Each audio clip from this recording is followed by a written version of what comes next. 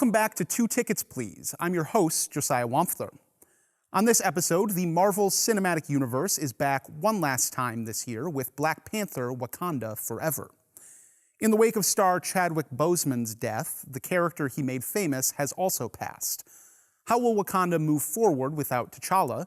And what does director Ryan Coogler have in store for the future of the franchise? We'll then take a break to talk about the passing of legendary Batman voice actor Kevin Conroy and ask, where have all the voice actors gone? Finally, we'll close out with a review of director Martin McDonough's newest film, The Banshees of Inisherin, starring Brendan Gleeson and Colin Farrell, a sentimental comedy about a friendship that suddenly falls apart. All that is ahead on this episode of Two Tickets, Please. So let's get our first review out of the way, Black Panther: Wakanda Forever. No woman, no cry. Hey, little darling, don't shed no tear. No woman, no cry. Good friends we have, and good friends we've lost along the way. In this great future, you can't forget your past. So dry your tears, I say.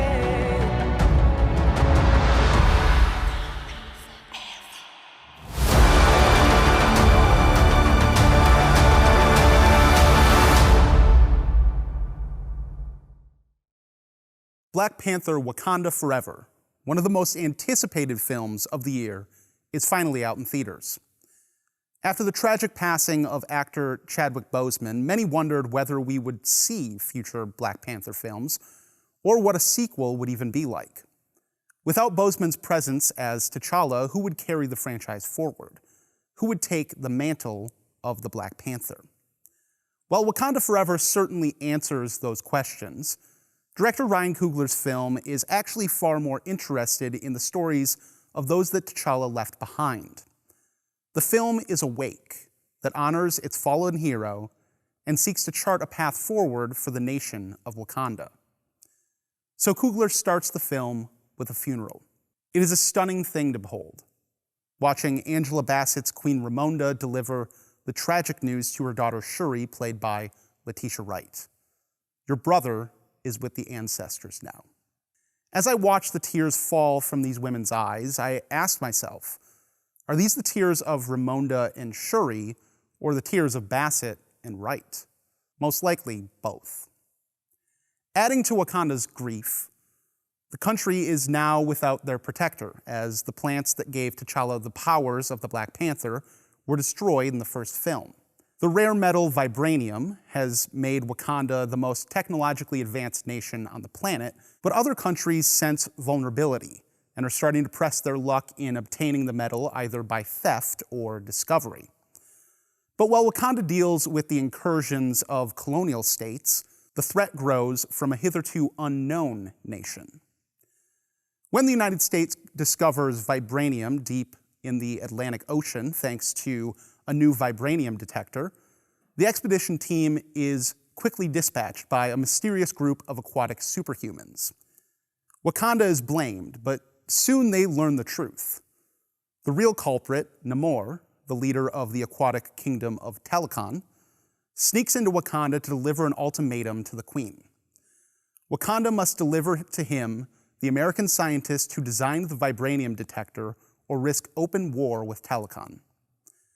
We soon learn that Namor seeks a preemptive war with the surface world, and Wakanda is the only nation that can stop it. Wakanda Forever has a lot on its mind. While some found this to be a detriment, calling the film overstuffed, I disagree. Some fat could have been trimmed, but overall I can't help but admire the huge swings the film takes and the thematic richness of Coogler's vision. Obviously, grief is a chief concern of Wakanda Forever. Right before Queen Ramonda and Shuri meet Namor, comes one of my favorite scenes of the film and a deep conversation about T'Challa's death. Ramonda, in the traditions of Wakanda, burns her funeral garb in the fire and encourages Shuri to do the same in order to let go and move forward. Ramonda speaks of feeling T'Challa's hand on her shoulder, comforting her. But Shuri does not see this as some metaphysical experience, but the illusions of the mind bringing comfort to her mother. For the same reason, she rejects the burning ceremony as pointless tradition. This struggle between science and spirituality, between modernity and tradition, is central not only to Shuri's own personal grieving process, but to the larger political questions that she and the people of Wakanda will face. Beyond grief, Coogler expands on major themes from the first film by once again delivering one of the greatest antagonists in MCU history with Namor. In the comics, Namor, the Submariner, is the mutant son of a human ship captain and the princess of the underwater kingdom of Atlantis. In Wakanda Forever, Atlantis is replaced with Talokan, a mesmerizing underwater metropolis filled with the descendants of the Mayan people who were able to live deep in the ocean due to a vibranium-enriched plant. Namor himself is a mutant who is able to breathe out of water, is incredibly strong, and has winged feet, a crossover from the comics that is used quite spectacularly. The origins of Namor's hostility toward the surface world intersect with Wakanda Forever's central themes of loss and colonialism. It was the Spanish colonial forces and the smallpox they spread among the indigenous populations that drove the Talokan people into the sea. And when Namor's mother passes away and he returns to the surface world to bury her, he sees the enslavement of indigenous people by those same colonial forces. The Black Panther franchise is inherently anti-colonial, Wakanda being an African nation that was never colonized, and the first film asking what relationship such a nation should have with the rest of the world and the African diaspora specifically. So it makes sense for Talokan to have similar anti-colonial origins as well. But Wakanda Forever is also anti-colonial in an even deeper and frankly cooler way. The Atlantis myth, as with many myths and conspiracy theories, has white supremacist roots. We see those racist underpinnings most clearly in an 1882 book written by Minnesota Congressman Ignatius L. Donnelly. In it, he argues for the existence of Atlantis and credits the achievements of other later cultures, like the Maya and Egyptians, to knowledge passed down from the Atlanteans. In claiming this mystical Greco-Roman and so-called Western civilization was actually responsible for the impressive advancements of these later non-white cultures, it is implied that indigenous people, like the Maya, were not smart enough to develop these ideas themselves. In divorcing Namor from his Atlantean origins and instead imagining this advanced kingdom of indigenous origin untouched by colonialism, Coogler and crew further Black Panther's anti-colonial nature. And in rendering this conflict between these two anti-colonial and indigenous nations, Wakanda Forever also furthers and deepens conversations started in the first film about the relationship of these nations to the rest of the world, the hegemonic power of colonial and imperialist nations in our modern world, and the complicated dynamics of anti-colonial struggles. It all adds up to make Wakanda Forever an incredibly interesting film and possibly the most thematically vibrant film in the entire Marvel Cinematic Universe. As for the entertainment value of Wakanda Forever, while certainly a more challenging film than most MCU installments, I found it to be wildly entertaining. The decision to lean on the existing cast of characters instead of recasting T'Challa pays off with incredible performances from Letitia Wright, Lupita Nyong'o, Danai Gurira, and Winston Duke in particular, with Angela Bassett delivering a bombastic performance that is already being talked about in regards to the Oscar race. I agree. Give Angela Bassett an Oscar, you cowards. Plus, what a debut for Tena Huerta as Namor. Having previously enjoyed him in Netflix's Narcos Mexico, I'm glad he's finally getting the recognition he deserves. The film also looks and sounds better than most MCU projects that I've seen. You can tell that many real locations were used. The CGI, for the most part, looks really good. I fully enjoyed the action set pieces, the costuming department is probably on its way to another Oscar, and the soundtrack from Ludwig Göransson in collaboration with Rihanna and other artists slaps so hard. That being said, there are certainly nits that I can pick with this film. With a runtime of 2 hours and 40 minutes plus, the pacing definitely gets stuck in the mud at a couple points, and there is certainly a shorter, tighter version of the film. To that end, the entire Martin Freeman plot could have been excised, as it represents the most egregious example of Marvel shoehorning characters from future projects into their films. Plus, some characters' introductions, like Michaela Coel's Aneka, felt like they left something to be desired. In her case, Disney once again pulls the first queer Disney character move by very subtly implying that she is queer, but in a way that can be easily edited out for international releases in countries that are hostile to such depictions. Disney keeps doing this, and frankly, it's despicable. Still, my experience with Wakanda Forever was overall a very positive one. Too often lately, MCU projects have felt like just another cog in the ever-growing machine, just trying to get us on to the next thing. Coogler's film feels so much different, which is why I have referenced the writer and director himself so much. Wakanda Forever feels like the specific vision of Coogler and his team, and that is especially felt in the film's more emotional scenes. It is a film that will surely reward repeat viewings because of that vision and the craft of the talented creatives that worked on it. I'm giving Black Panther Wakanda Forever 4 out of 5 stars. It is currently out in theaters. Bruce. No, not now. You are a disgrace. No, you are not my father. I am not a disgrace. I am vengeance. I am the night. I am Batman!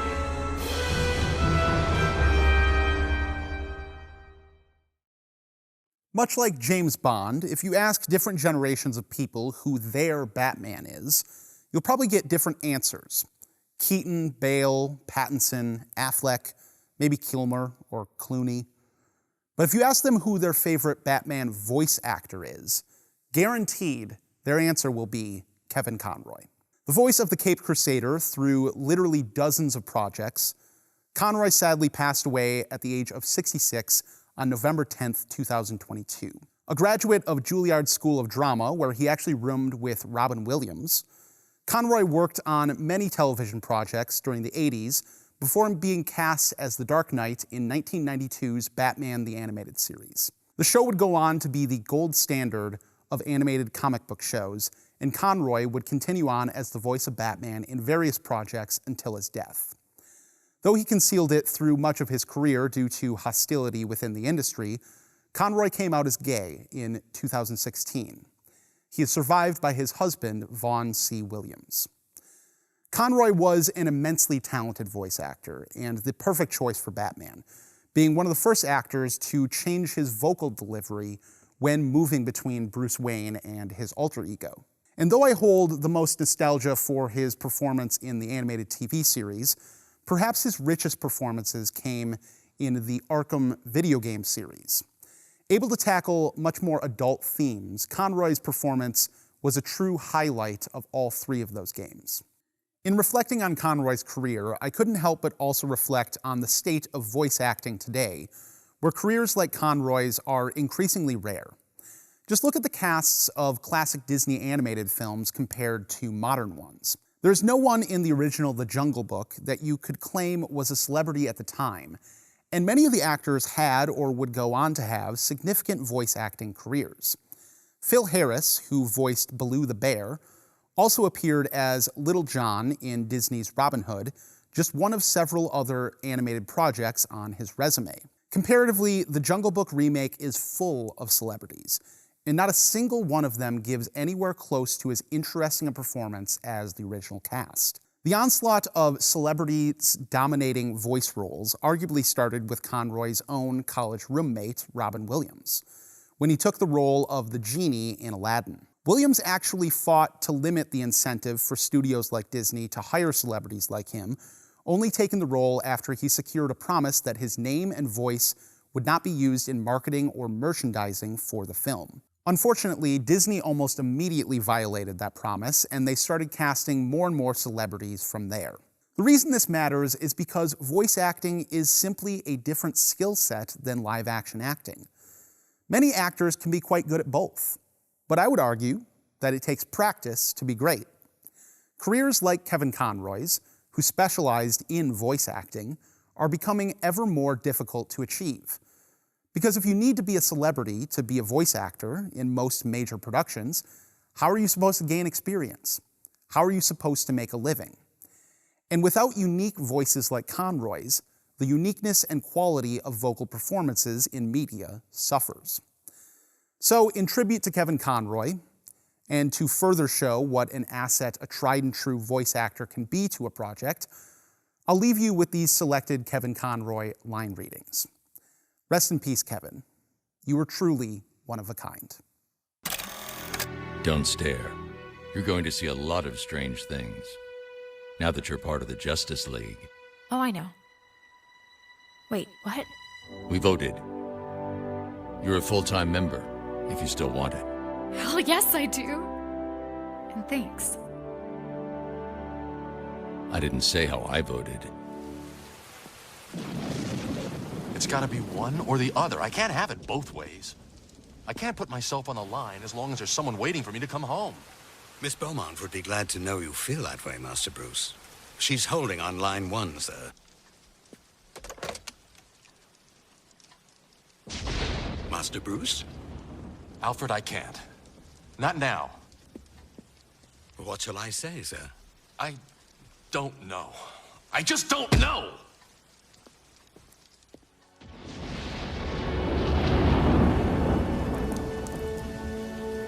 Please. I need it to be different now. I know I made a promise, but I didn't see this coming. I didn't count on being happy.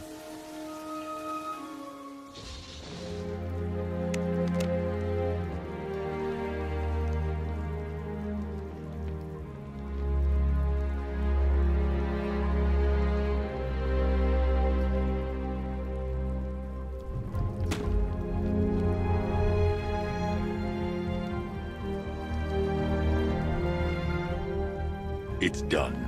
Gotham is safe. Thank you, Bruce. For everything. Goodbye, Jim.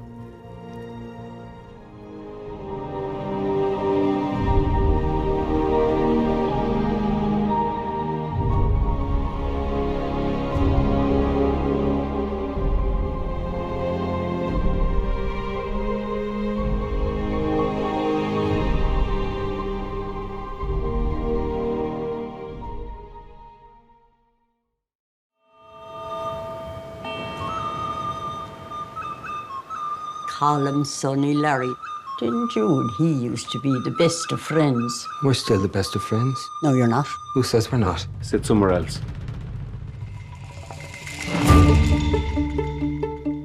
Now, if I've done something to you, just tell me what I've done to you. But you didn't do anything to me. I just don't like you no more. You didn't like me yesterday. Why does he not want to be friends with you no more? What is he, 12? What the hell's going on with you, me feckin' brother? He's dull, Siobhan. But he's always been done. I've been a fan of director Martin McDonough for a while now.